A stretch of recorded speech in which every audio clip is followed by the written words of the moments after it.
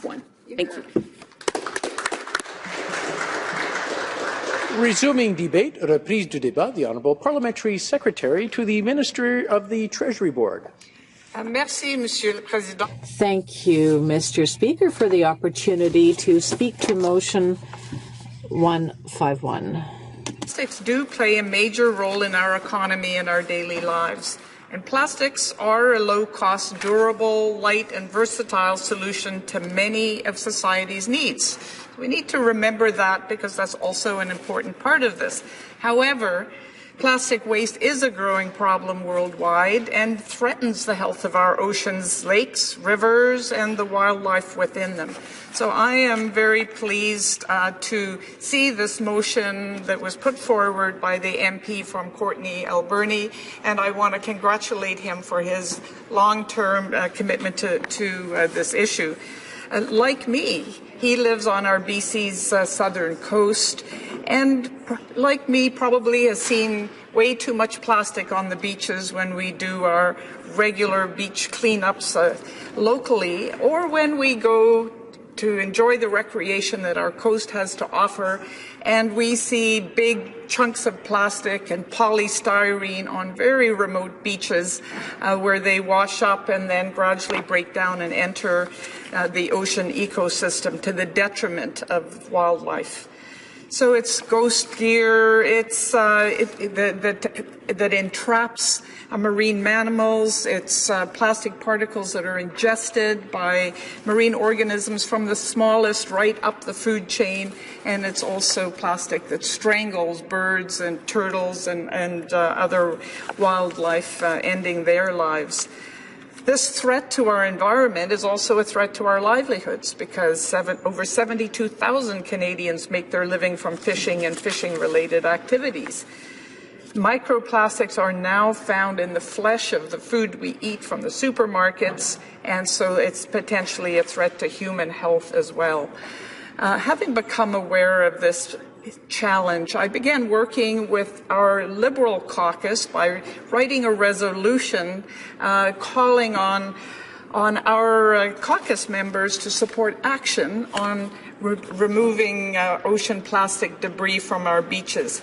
I followed that last winter by hosting a roundtable with experts from academia, NSERC, fisheries, and NGOs who were involved in plastic prevention and plastic cleanup. And in fact, that included representatives from the Vancouver Aquarium, Ocean Wise program, the Suzuki Foundation, Ocean Legacy, Surf Rider, Living Ocean Society, Highlander Marine Services, the Association of Professional Biologists, Clayoquot Sound Cleanup, NSERC, and BC Marine Trails Network Association, among others.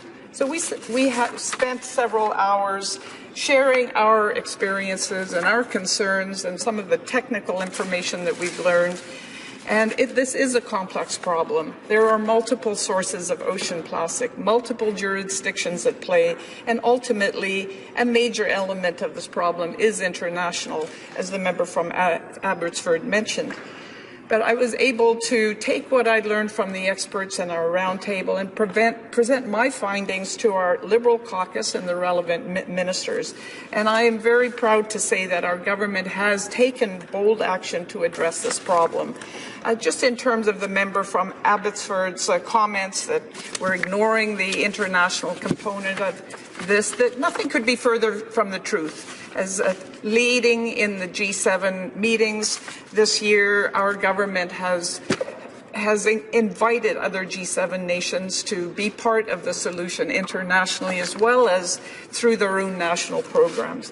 And in fact, building on the charter, the Oceans Plastic Charter that was signed there, Canada will invest $100 million to support vulnerable regions internationally to help them develop sound waste management, preventing plastic waste from entering the environment, their rivers, and their coastlines, and better managing existing plastic resources. So we're taking action nationally as well as internationally.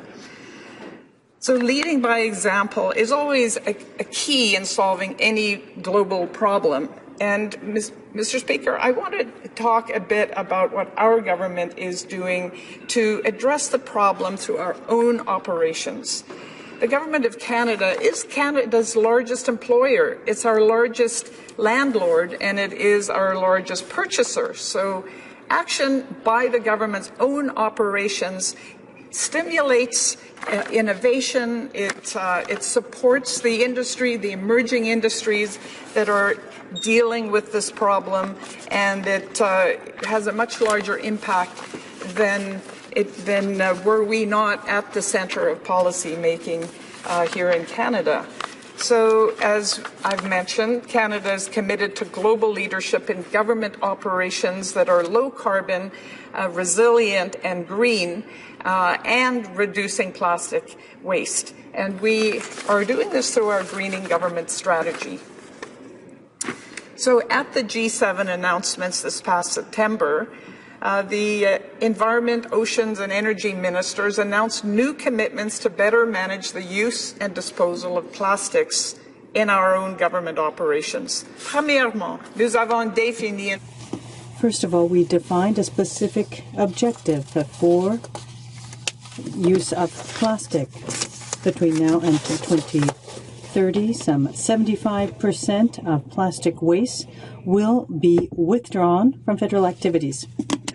Objective, Mr. Speaker. This plastic waste target is in line with and supports our greening government strategy commitment to divert at least 75% by weight of all non-hazardous operational waste by 2030. So our target of reducing plastic waste will support the Oceans Plastic Charter commitments to increase the efficient use of resources while strengthening waste diversion systems and infrastructure to collect and process plastic materials.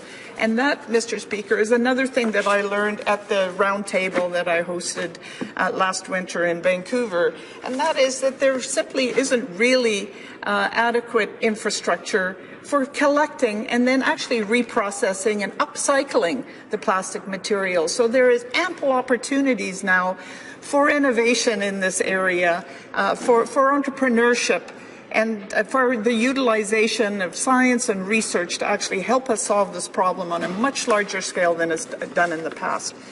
So may I now return to our government's second commitment in terms of government operations, and that is that we will eliminate the unnecessary use of single-use plastics in government operations, events and meetings.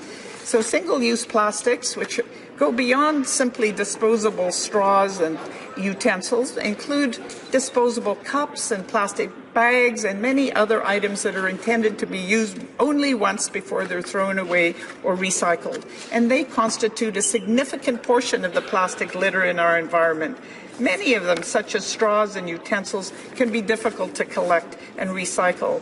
So while these plastics may sometimes be necessary for accessibility, health, safety, or security reasons, in many situations there are already viable alternatives of reusable, compostable, or recyclable objects.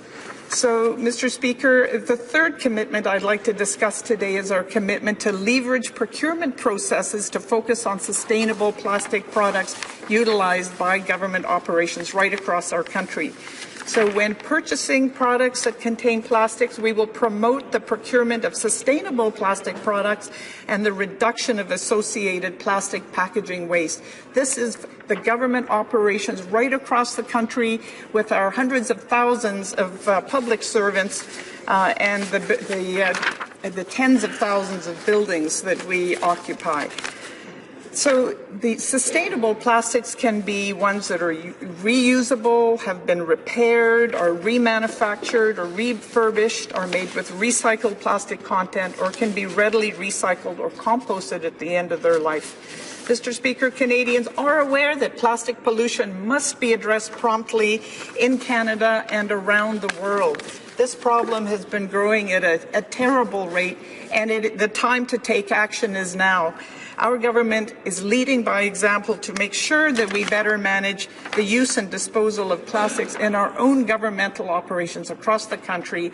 And I want to once again acknowledge the member from the member from Alberni,